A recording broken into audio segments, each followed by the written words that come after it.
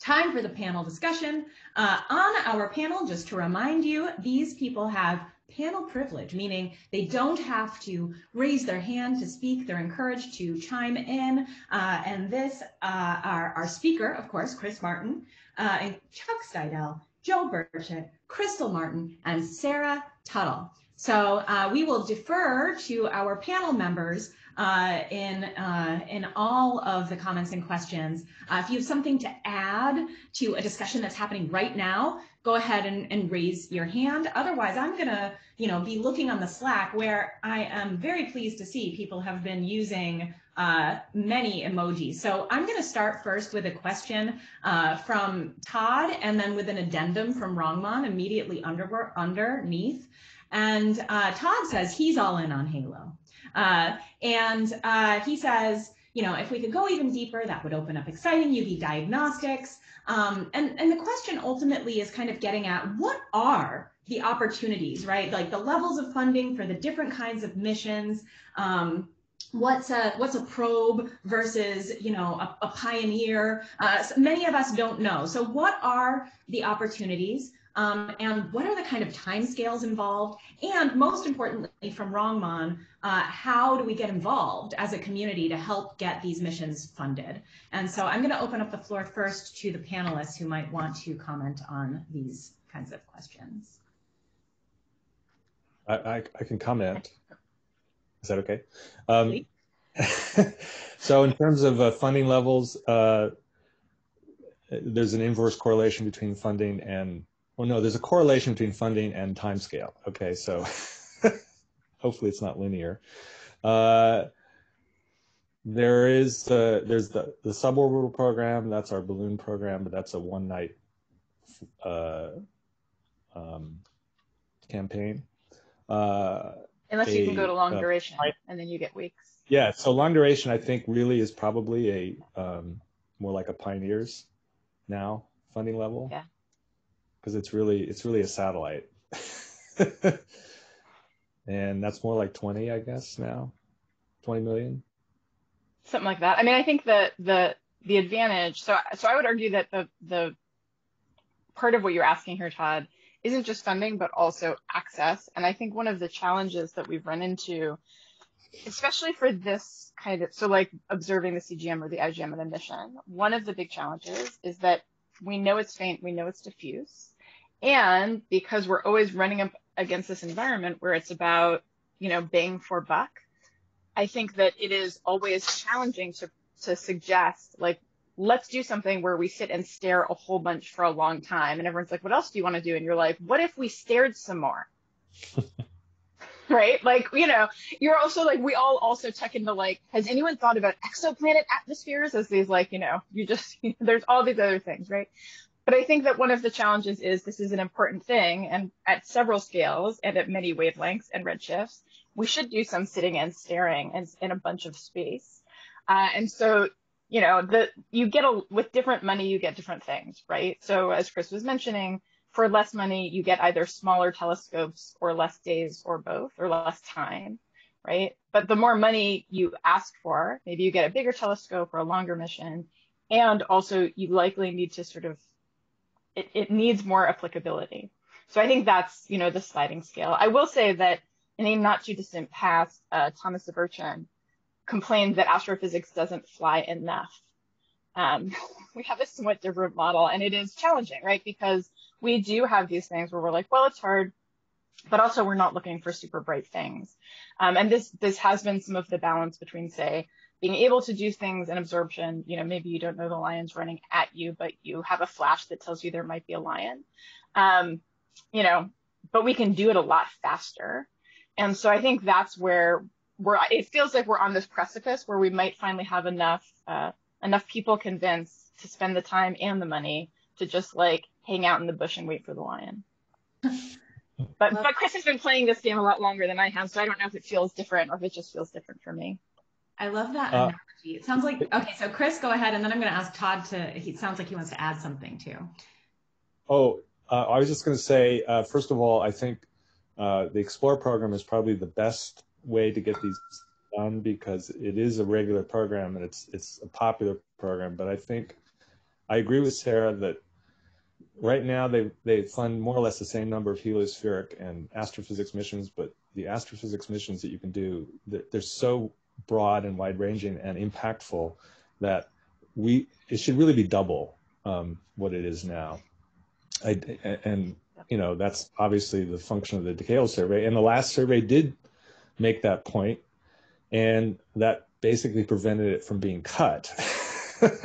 But they said double it. And I think we should continue the pressure. So if you're on an astrophysics panel, you know, the subcommittee, whatever, you need to continue the pressure to increase the Explorer program. And then above that, you know, it's really hard, but you know, if Decadal decides there's a probe program, that would be $1 billion level, then you can do a huge amount with the probe.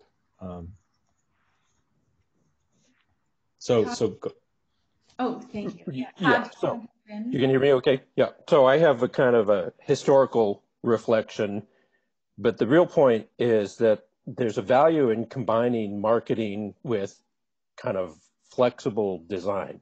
So the historical comment is that the FUSE ultraviolet telescope, everyone here probably thinks, well, that was all about Oxygen 6. You know, Oxygen 6 was the big killer app, but it wasn't. Oxygen 6 was a kind of a pretty secondary thing for the FUSE team. The killer app was deuterium, which in those days was a big effing deal. And so that's how they sold it. But this connects to Sarah's comment, because once FUSE was up there, then they decided, okay, well, why don't we stare? And why don't we sit and stare some more? And now let's stare some more. And that enabled FUSE to do stuff that was totally unexpected. For example, FUSE got a resolved recording of the helium-2 Lyman alpha forest. It wasn't, you know, just a trough. It was actual, you know, a real Lyman alpha forest, except in helium-2. And that was possible because they did what Sarah wants to do. You stare and you stare and you stare some more. So, you know, the thing is you do have to have a killer app. That gets the game started, but then beyond that, if the thing is designed with a lot of capability, who knows what it might do, and so that's, you know, what I hope might be possible with one of these probe things. And just the other kind of question related to funding, in my mind, the ideal thing would be to fly simultaneously something X-ray capable like Arcus with something that has ultraviolet capability. Probably not the same telescopes, of course, but in the sky at the same time. So a question is, could we afford that? Is there some way that we could have that X-ray spectroscopic capability and the ultraviolet at the same time? Because they really complement each other. And so that's kind of a related question. Thanks. Yes. And is anybody from Arcus here? Because I actually think that that's a really good point. And at the same time, you risk getting the kind of feedback from NASA where it's like, well, Arcus is already doing all of that science you want to do with your UV Explorer, right? Like from your science traceability matrix. So why do we need the UV if we've got Arcus, right? So like, how do we as a community come together to convince people that both are actually incredibly valuable? It sounds like Randall Smith wants to say something.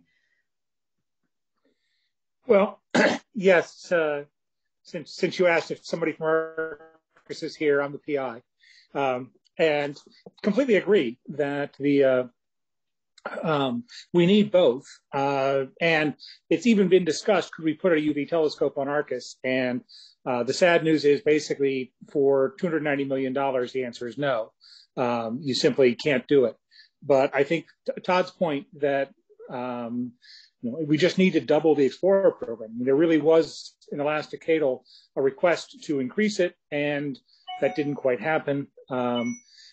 But there's no way around it. You do really want a UV, soft X-ray absorption and UV emission, and ideally spectroscopy as well.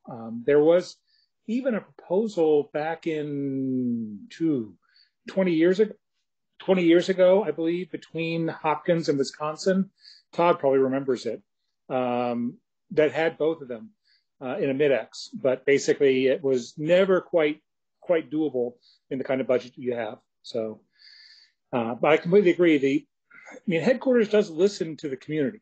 And if they hear loud and clear that, this is what we need and we need to do it, we can do it with explorers, which is, there are certain things we can still do with explorers, and some things that we need probes and some things we need flagships for. But this is an area where we can make real progress with explorers, and I think we should be shouting that from the rooftops.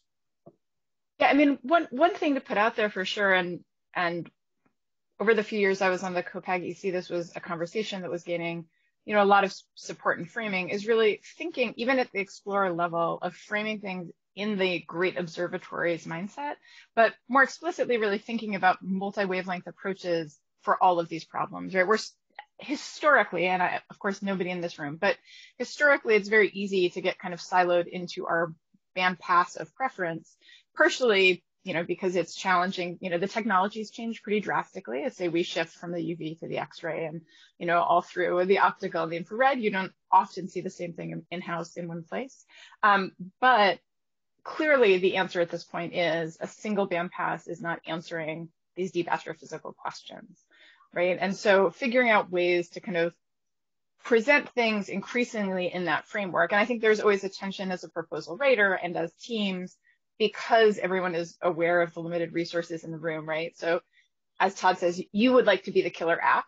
You would like to present your thing as the thing that's going to crack this answer. And figuring out ways that we can sort of build those alliances and share those with NASA, I think is really important.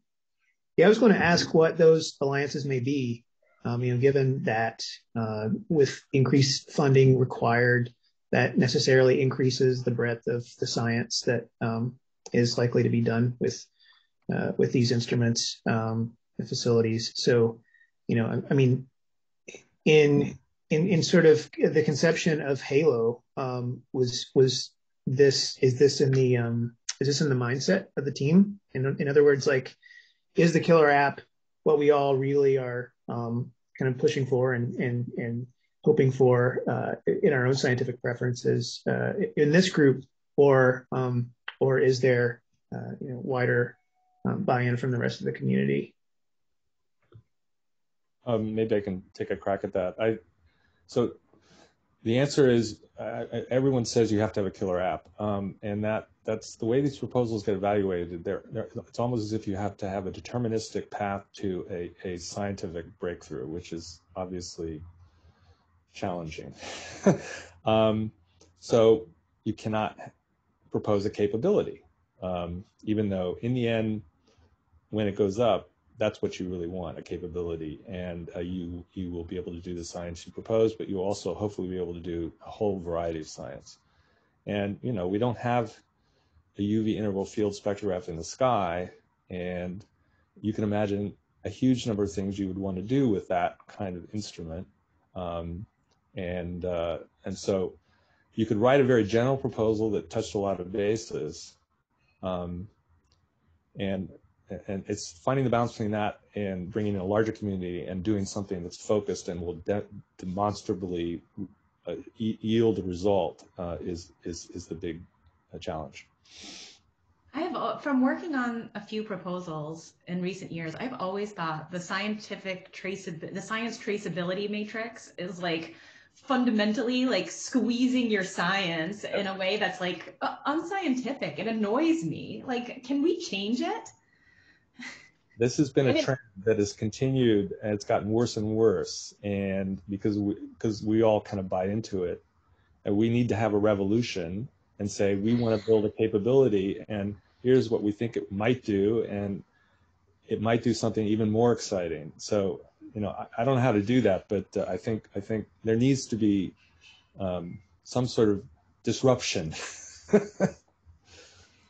I will say, I think that there are certainly opportunities for different approaches, right? So one thing that we don't do a great job with, or that is just really different, that I somewhat recently learned about, like in planetary science, for example, the way that they sort of stage their funding and they have Picasso, which is a whole program where I don't want to say you can propose things that are on the back of an envelope, but the idea is that, even pretty wild ideas that are much less, say, well-grounded in the science traceability matrix absolutely would be welcome and are funded. And at some point, there is, you do require some justification of like, we picked the pieces in our satellite for these reasons, not just because they were convenient or someone would sell them to me or the whole total was under $5 million or whatever, right? So I feel like there is some in between. There needs to be some connection between what you're doing and how you're building it. I 100% will put instrument builders on the table here and say, yeah, if you let us just like build cool stuff, we'll do that, and probably neat science will fall out. But probably we should have some constraints there. Or not. I mean, go wild, give us money, it's fine. But I think the fact that we don't have a ton of kind of blue sky room, that we are kind of stuck in this place of like, what are the 3 parameters you're going to measure and you promise to guarantee, I think that can be very constraining. Yeah. Okay. Can I chime in on this briefly? Sorry, this is Chuck. It seems like the elephant in the room is really, for UV at least, not so much X-ray, is the success of instruments like KCWI and MUSE, where it's much cheaper if you want the UV to go to a little bit higher redshift than it is to put something in space. And that is the whole thing that's working against you capturing the interest of a wide variety of people, because you could do many of the things. There are so many things that we could do from the ground for a tenth of the price. Yeah, and I agree. And in fact, when I first started talking about Halo, that was the #1 question that people at JPL would say: why can't you do this at high redshift? And that's why I threw in that slide about the difference between the high redshift and low redshift universe. I think just the quantity of data we have on objects in the low redshift universe and the opportunity to really determine what's happening physically is so much greater, as much as I love the high redshift universe. But more importantly, it's an opportunity to do this experiment where we're comparing properties at high and low redshift.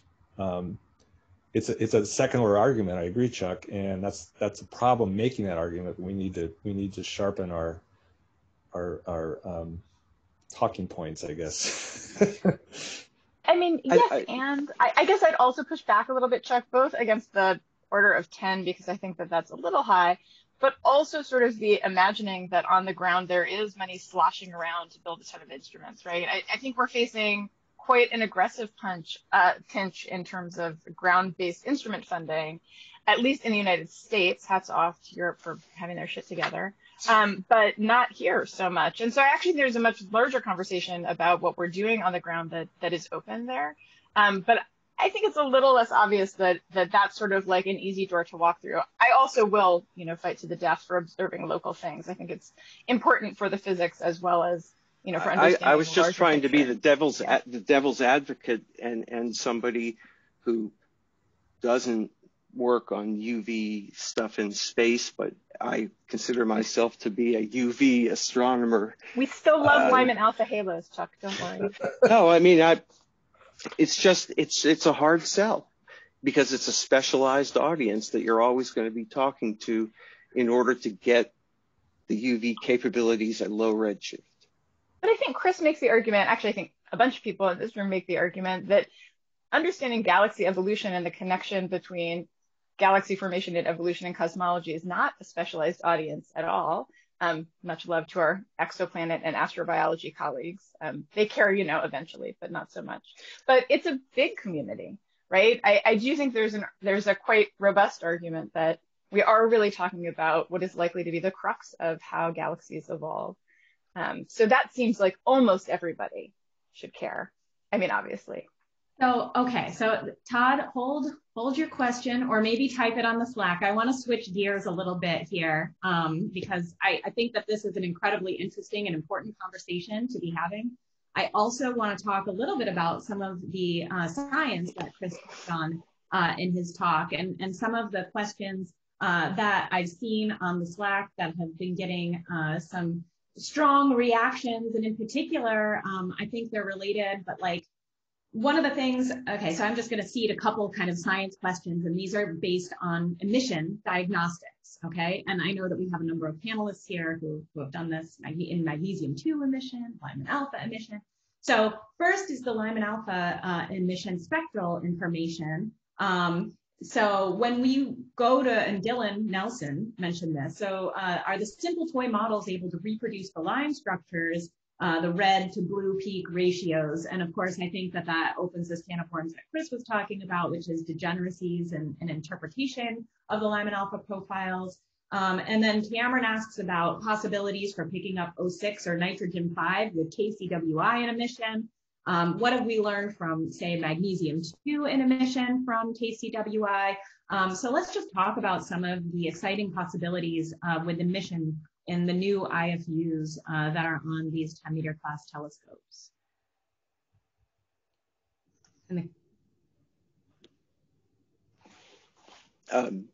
I'm happy to say something.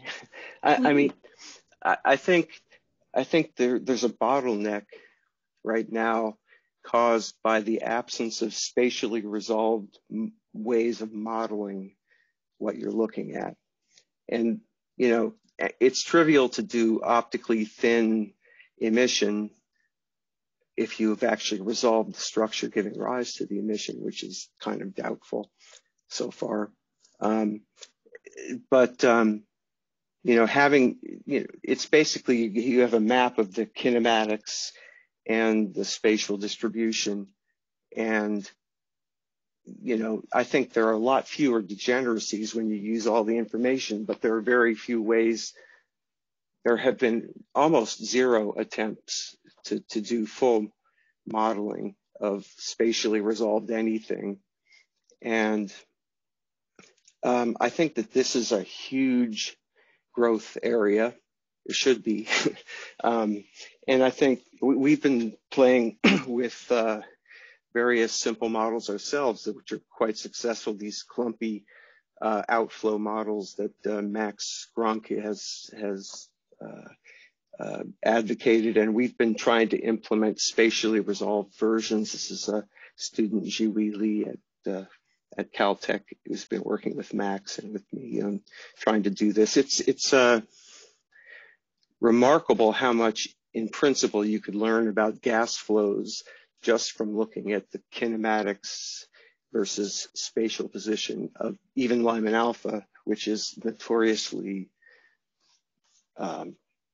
hard to interpret.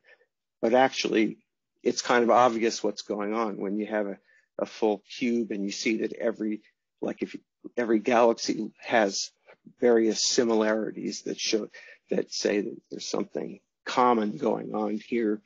And I'm always fascinated by papers that say we don't understand Lyman alpha emission from halos.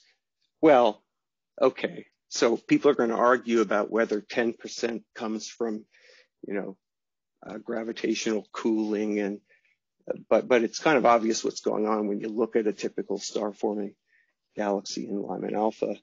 And I think so generally it supports the picture that you get from down the barrel spectra and lines of sight to background sources.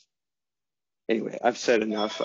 I think the modeling is the key to getting better tools for interpreting the data. Great. And yeah, shout out to Jiwei Li, who has a new results video on this this topic. So it'd be nice if people wanted to check that out. Joe or Crystal, do you guys want to say anything about your emission constraints? Yeah. I think this picture Chris kind of showed, where you take a numerical simulation, right, and you make a data cube from it, and then you really have a product that you can directly compare to this new era of integral field spectroscopy data, is really where we need to be headed. But I think it's going to be really challenging for the simulations, right? I mean, we know that emission is something that depends on density squared. And we've been talking about the sizes and densities of the little clumps out there for 8 weeks now. And I'm really curious. I mean, I think this is going to be a great area of growth over the next 4 or 5 years. But I'm wondering, you know, if at this point, are there predictions for the emission, either in terms of its intensity or kinematics, that simulations can make, and predictions that are, falsifiable?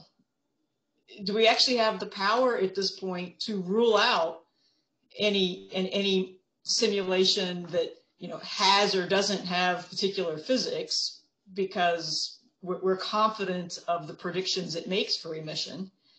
And if not, right, that's a real challenge to get to. And I think we should figure out, where the easiest place is to make a robust comparison, kind of what scale, what redshift, what type of object. So I see that as our challenge. And actually, I noticed Cameron has a comment in the, oh, go ahead, Joe, and then I'll. Yeah, if I could just show something really quick. This is some of that exact kind of thing you're talking about, Crystal. We did for the Phobos instrument. Hopefully you can see a slide there with some simulation data and such. So Phobos is a spectrograph concept for Keck, an 1800 fiber spectrograph operating in a number of modes. It consists of 3 spectrographs, which can be fed by, here we go, in sort of 3 modes, 1800 individual fibers. We can use one of the spectrographs to deploy these 60 fiber sort of mini IFU bundles, or we could just do only these IFU bundles. And so you can kind of get an idea of simultaneously what you could do observation-wise over here in this table, and just some of the other details. This is over a 20 arc minute field of view, resolving power about 3,500, and going down to about 3,100 angstroms, which is part of the real beauty of this instrument concept. And so one of the key science programs that we actually want to do is to use these little mini IFU bundles in some deep drilling fields over a large sample of galaxies at about a redshift of 2, in order to map in emission carbon-4 and oxygen-6 around a sample of galaxies that really spans the stellar mass star formation space. And so this is some predictions from Foggy, where you have the density map, the temperature map, and then this is the footprint of one of these little IFU bundles. And then this is the predicted velocity field from Foggy. How did you get that predicted map there? What kind of software did you use for that? This is all thanks to Lauren Corliss and her machinery that she's developed. That's cloudy based, basically. Yes, yeah. So this is an example. This is obviously for just one galaxy, and here is this galaxy in this plane. So it's fairly low mass and fairly low star forming. So we in a 100-hour observation, those data seem to predict that we would detect something. It's still tough, but 100 hours, and you can get a signal. This is of course expected to be, the signal should be stronger for more vigorously star forming galaxies, more massive galaxies. So I think doing these kinds of predictions over a wide range of parameter space in terms of the galaxies, could hopefully be brought to bear directly on these future observations. Yeah, I mean, this is wonderful. This is what we want to be doing. And Foggy's one of the better simulations for this, at least in their papers. I've seen them discuss quite a bit whether things are resolved. But here again, that's the question. I'm asking, how much can that numerical prediction be trusted, right? What is the error bar on it? And I mean, I know in Foggy simulations, as they increase resolution, there's not a huge change, but inflows and things, they tend to penetrate further and go deeper into galaxies. It's hard to ask the question, would you get the same thing if your resolution was 50 times higher? But you can ask the other question, if your resolution was 10 times worse, would you get the same result? And that's what I'm not seeing. I wonder, I feel like something like a Trident, but for IFU modeling, would be something that would obviously be very useful. Sorry, we have a package coming. Be something that would be very useful. I don't know if Cameron can comment on on kind of the capability of generating that level of software and the difficulties inherent in, the modeling? Yeah, sure. So actually, much of the work that Lauren Corliss has done is based on kind of the tools that we use to generate Trident, some tools that Britton Smith wrote maybe a decade ago for doing these massive systematic running of Cloudy to calculate different ionization states of the gas as well as the emission components.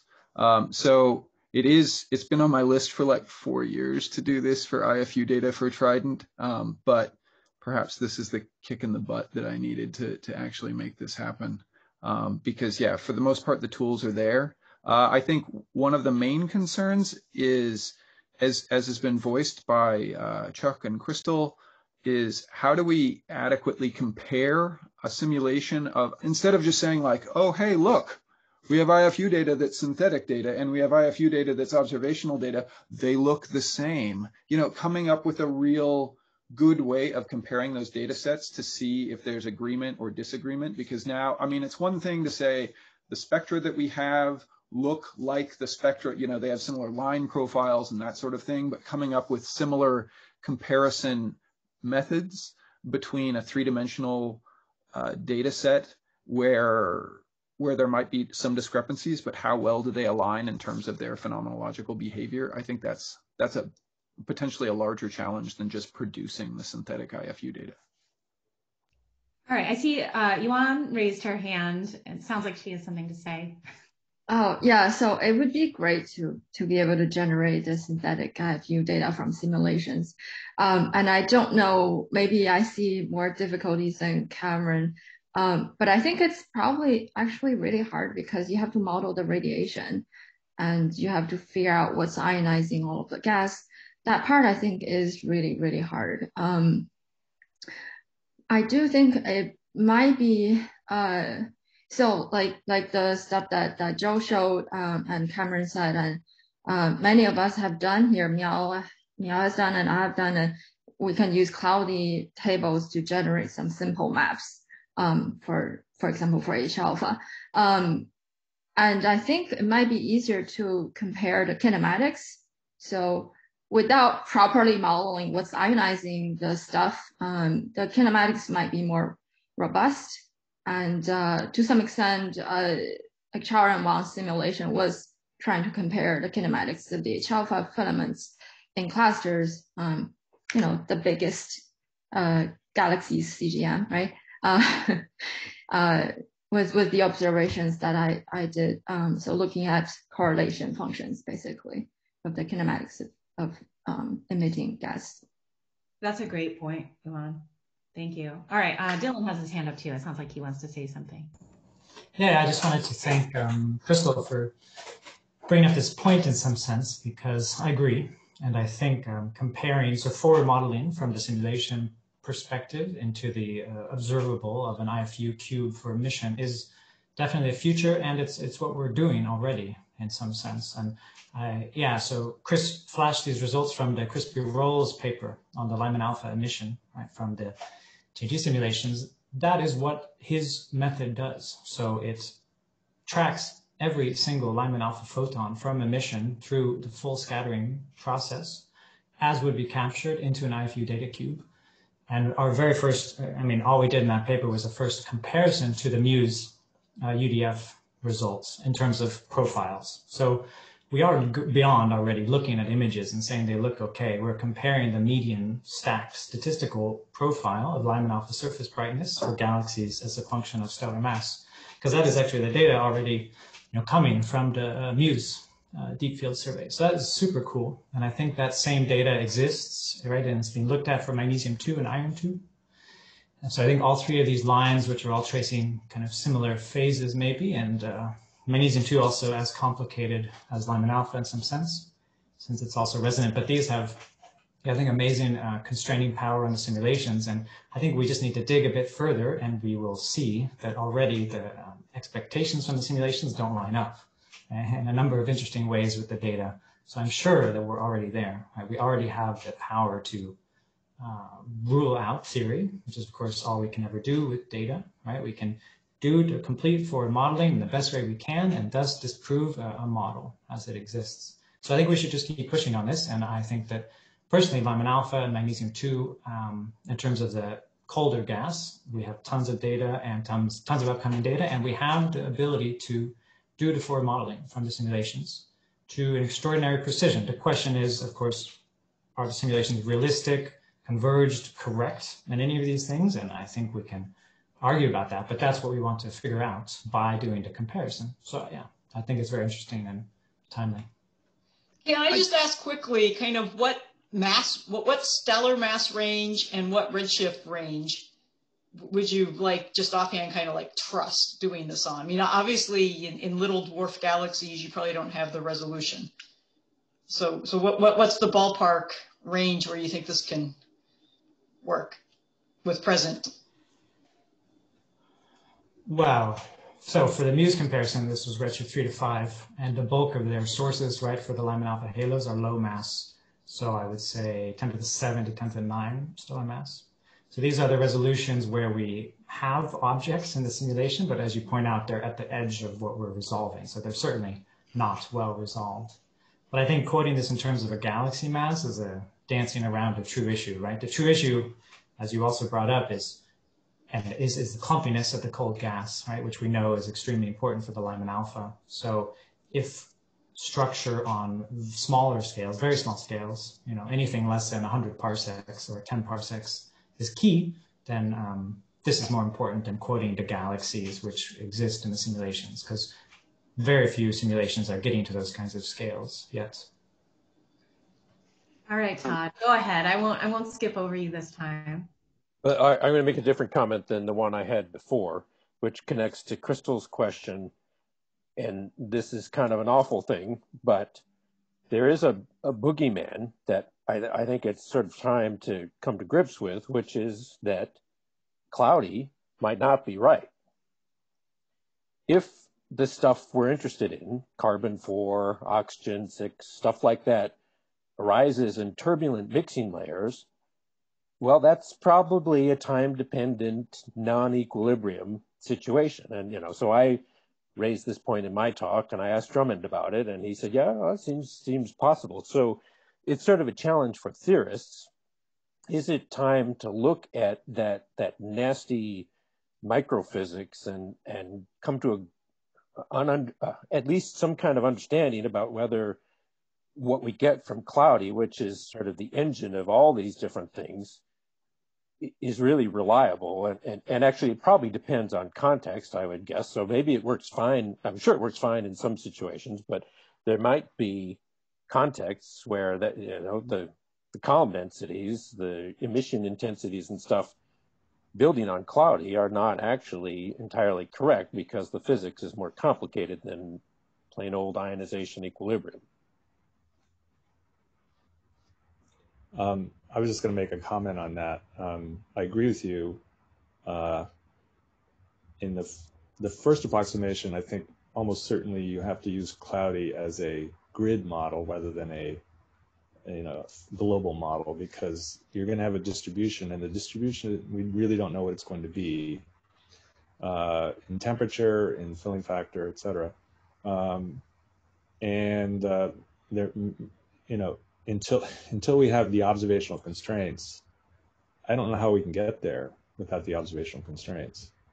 But I was going to make a larger point about returning to Dylan's point about the simulations, which were amazing. What we need to be able to do is crank various parameters in the simulations, including non-equilibrium ionization, including, you know, all sorts of microphysics, and vary them, and then do the forward modeling and make comparisons to the data, and either drive us to get more data or drive us to select among those theories. And I guess I wonder, to what extent are we now able to do? I was very amazed by this discussion of genetic modification, because I know you can't do a million numerical simulations, but can you do something where you're changing a few parameters illumination, where are the photons coming from, which is one of the big questions. Ionization balances, things like that, and compare, and then doing the forward modeling to try to constrain those kinds of models. That's a great idea. I personally love the genetic modification technique and simulations. I've been working a little with Andrew Ponson and Tom Quinn on that, which the Chang'e simulations have that genetic modification built in, and it allows you to do these kind of controlled experiments where you hold everything else constant, including like the big, cosmological context of a particular zoom-in galaxy. And you vary just one thing, right? As of right now, the things that you can vary are kind of limited, so you can't vary exactly how the ionization is happening or like the cooling function, but I bet we could change that. So it seems like there's another issue that everyone's making predictions about the emission and resonance lines and pretending that you can treat them as optically thin, all except for Lyman alpha and magnesium 2. But I think you're going to have, we know that lines of sight through galaxies at all redshifts that are when the galaxies are forming stars have a lot of strong oxygen 6 absorption, which means you're not going to see an unadulterated emission signal in oxygen 6 from that halo. And so far, that's what all the predictions are based on, treating them as optically thin when we know they're not. Yes, indeed. All right, I'm going to pivot a little bit from emission and move on to something that has 4 thumbs ups on the Slack, and that's something that I put in there. But I would just want to spend a little time. Chris had this wonderful chart in his talk that brought up this idea of the possible halo scaling relations, after you do the galaxy, global scaling relations. And some seem more straightforward than others, and some also seem like we already kind of know, like surface brightness versus stellar mass in the halo. There's also Rong-von Bordeloi's work on this fundamental plane and Lyman alpha absorption. But of course, we've heard in this conference that mass metallicity might be, thumbs down. But I'm interested to hear, about these global correlations, and in addition, something that that is probably true that Dylan brings up, understanding them require unbiased surveys. What kind of plans do we have for these kinds of unbiased surveys and to probe these scaling relations? So anybody can jump in. Panelists have priority. Sorry, I got distracted by a guinea pig wizard costume, but I'm back now. Perfect. Guinea pigs are cute. All right, global scaling relations. Surely somebody has something to say about global scaling relations in the halo. What was that first one that you showed, Chris? I didn't quite understand what all of those terms were. Was that like wind loading versus something? What was that? You're talking about the table I showed? Yeah, and the table. Yeah, well, these are just me speculating. Okay, so I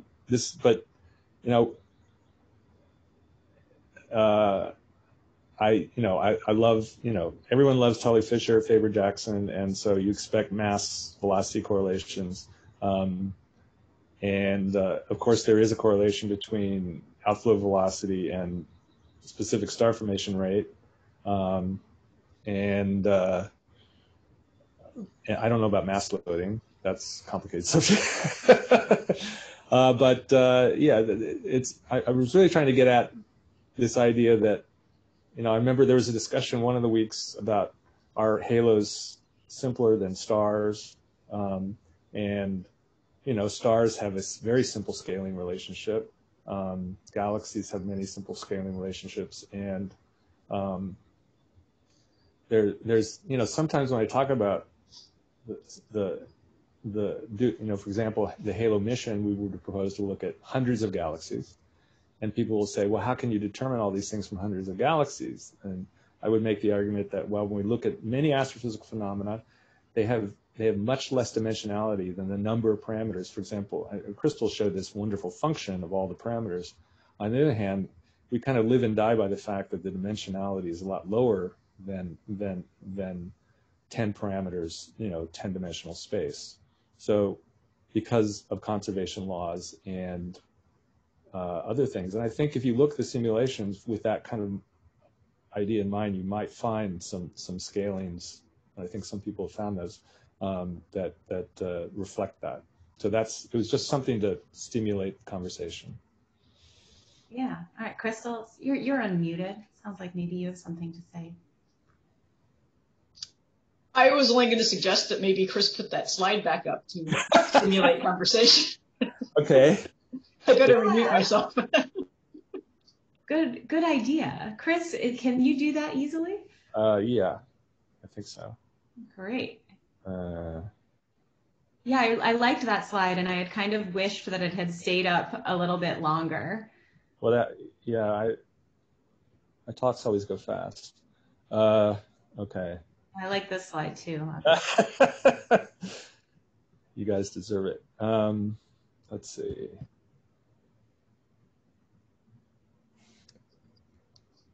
Can you see that? Yeah, perfect. Okay, so it's just, this is total speculation, and then I showed maybe an example of number one and sort of number two.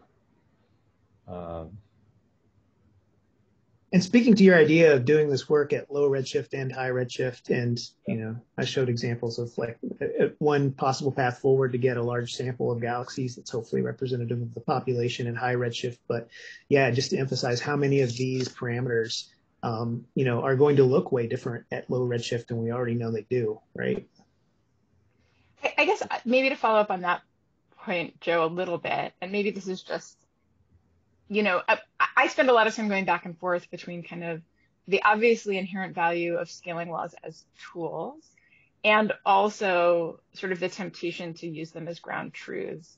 I think a lot about like the Schmidt-Kennicott law and how different things go once we start doing integral field work and when we start resolving the physics that are happening on the ground. And so I guess I go back and forth a lot about scaling laws as guides. Sorry, Rangman has his hand up. Yeah, Rangman. I just want to mention that there obviously everybody knows how beneficial or useful scaling laws are. One reason why we have in galaxies is because of surveys like SDSS, where you have millions of objects. So perhaps a big step would be with perhaps IFU studies or Roman telescope or Euclid, once they have millions of galaxies being surveyed, we'll have big enough sample to actually, have better tools to explore these scaling laws. Like the basic arguments we put forward, like perhaps there's a correlation of Lyman alpha kinematics and halo mass. These are based on still small number statistics. So those things definitely need to be explored more. I think that's a great idea and definitely something we should all think about seriously. Great. Okay, if nobody has anything else to say about scaling relations, somebody put a comment in. I'm trying to find it again. I think it's Claudia Ciccone, whose name I'm always spelling wrong. I'm so sorry. Oh no, not about the lion. Sorry. Somebody mentioned something about wanting to hear more about Mira. And I can't, yeah, Yuan, you mentioned that. You said, I want to hear more about Mira. It showed up on one of the slides. Can anybody here talk about Mira? Talking about the star, Myra? Myra. Okay, sorry. See, I even said it wrong. Can you hear more about Myra? I can talk about Myra. I mean, it's been delightful for such a long time. Yes, it's one of the oldest. Beautiful result. Yeah, it's an example of a star that's been known for 400 years to be a very variable star, and only when Galax launched and happened to look at it, it just happened to be in the edge of the field of view. And Carl Forster pointed it out to me, and I said, well, let's point at it. It turned out it had this beautiful tail, and it's an AGB star with a wind, but it's moving at very high velocities. So there's a turbulent wake, which is emitting, we believe, in molecular hydrogen fluorescence. But we could prove that with a halo by taking a spectrum of it, an integral field spectrum. It's low surface brightness, but it shows turbulence. It shows a bow shock in H alpha. But most of this 2 degree long tail only emits in the far ultraviolet band. And so it's a fascinating object. Turns out there are a number of objects that produce only far ultraviolet nebular emission, like the Blue Ring Nebula. Carrie Hoadley just led a paper on that Nature this year. So it's one of those phenomena that was not predicted, and it was found totally by observation. So I love that. Okay, and then the last thing I'll just end on in the last few minutes that we have here is actually not a comment from the Future Observations channel, but it's one that's on the New Instruments channel, but I think it's relevant for all of us here, which is by Dennis Zaritsky, noting that many of the capabilities that are just about to come online aren't super obvious for CGM work, but could actually be used for CGM work if we're creative. I wonder if anybody here, wants to talk about some of the new instruments that didn't have their killer app for CGM science, if they have any plans to kind of use them for CGM science, even if it's like a planet instrument or a dust instrument. Go ahead and raise your hand if you have any thoughts on this. One of the examples Dennis gave was DESI spectroscopy. He and Huanian Zhang at University of Arizona have been doing really interesting things. Well, I am part of this work too, so I'm a little biased, I should say. But they're stacking, SDSS H-alpha emission to understand what's going on in H-alpha emission in the halos of low redshift galaxies.